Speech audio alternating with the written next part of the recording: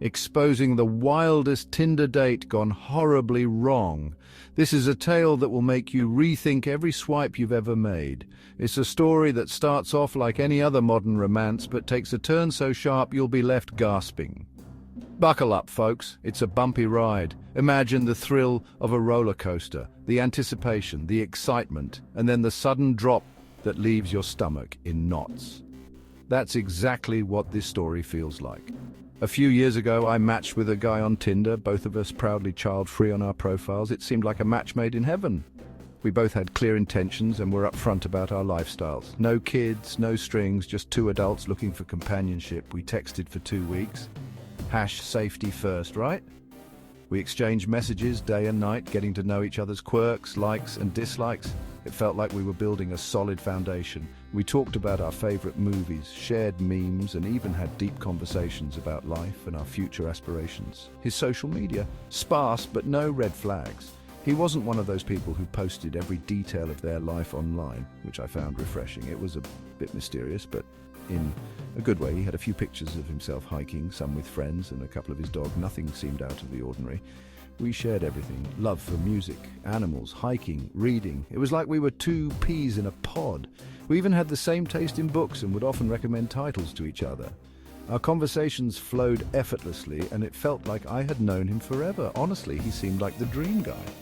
We dated exclusively for 6 months. Those 6 months were filled with laughter, adventure, and countless memories. We went on hikes, attended concerts, and spent lazy Sundays reading together. It was perfect. Met friends, made plans for holidays. We integrated into each other's lives seamlessly. My friends adored him, and his friends welcomed me with open arms. We even started planning a holiday trip together, dreaming of exploring new places and creating more memories. It was all peachy. Until the talk, that pivotal moment in every relationship where you discuss the future. We were at a cozy restaurant, the ambience was perfect, and I felt it was the right time to share my dreams. Over dinner, I shared my dream of retiring early and traveling Europe. I'd always envisioned a life of adventure, exploring different cultures, and living out of a suitcase. It was a dream I held close to my heart, and I hoped he would share my excitement. And boom, he drops the bomb. He's got 3 kids. Sole custody, no less. My mind went blank. How could this be? We had been so open about our child-free status. The shock was overwhelming. I felt like the ground had been pulled from under me. Turns out the condo we had all our dates in, not his. It was a beautiful place, modern and stylish, but it wasn't his. The realization hit me like a ton of bricks. Everything I thought I knew about him was unraveling. It's his single brother's place. His brother had been kind enough to lend him the condo for our dates. It was all a facade, a carefully constructed lie to keep up appearances. His kids, stashed with his parents during our dates. Every time we went out, his parents were babysitting. It was a well-orchestrated plan to keep his secret hidden. I felt betrayed, deceived, and utterly heartbroken. He didn't tell me because he was afraid to lose me. Bold move, buddy. He thought that by hiding the truth he could keep me around, but trust once broken is hard to mend. His fear of losing me led to the very outcome he dreaded. Then he proposes this grand life plan. I sell my house, help pay his mortgage, put his kids through college, and then they'll fund our European vacation. I was dumbfounded. The audacity of his proposal left me speechless. It was as if he had planned my entire life without my consent.